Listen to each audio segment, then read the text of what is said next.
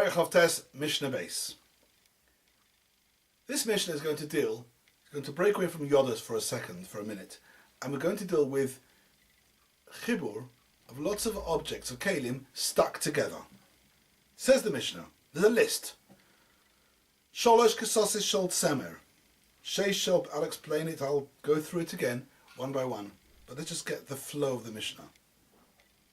Sholosh kesosis shel tzemer, sheish shel pishton, shloisha sadinin, shtei mesrei mitzbechois, shnei suvrikin, cholok echad, talis achas, gluvkerin echad, chibur letuma ula hazoya. We're dealing here with a bunch of clothes, sheets, pillowcases, whatever it is, all stuck together. They're stuck together because when you make them, you weave the garment, and then you weave the next one, and they're not separated. They're still stuck because you keep the threads of either the weft or the warp carrying on onto the next beged, so they're strung together, and they're there for a purpose that it stays intact. Of course, one day you will split them, but in the meantime, this is how you want them to be. So the Mishnah is telling you, for each of these each of these objects in the Mishnah, there's a number. How much is considered to be a chibur? And as long as you are within this number, then it's a chibur, says the Mishnah, letuma ula hazoya. Letuma is a chumrah. It means if one becomes tomei, so does the one which is mechuba to it become tomei. Lahazoya is a kula. Hazoya means when a keli or a beged becomes tomei mace, then the way you matire it, it's tomei for 7 days. On day 3 and on day 7, you have to do hazah with the mechatos, or the waters in the ash of the parah aduma.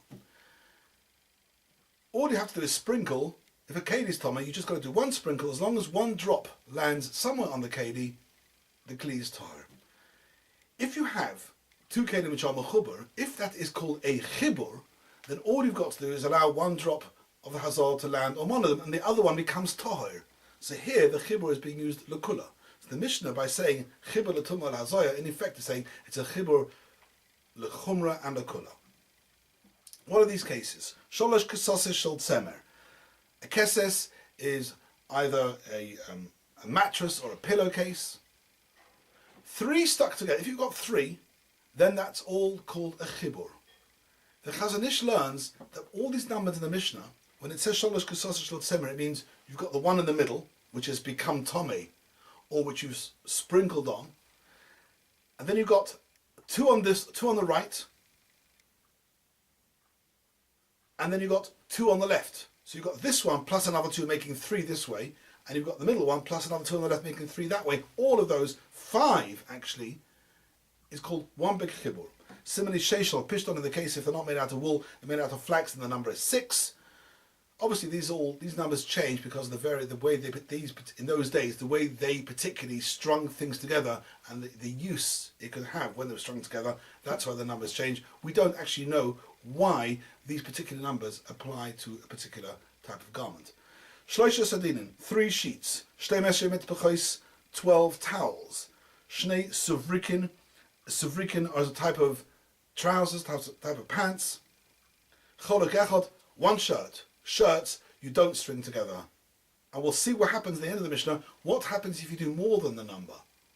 But cholok echad means cholok by itself. Talis achas 1. Talis gluvkerin. Kaluvkerin echad. That word kaluvkerin is very often found in the Gemara as galufker with a gimel.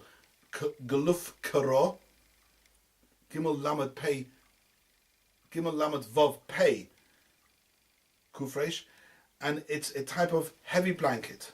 Then it must be its echad, only one of them. You cannot, even if you stick one, remember chibur, you've got to physically have the chibur, and there has to be a purpose to having them joined.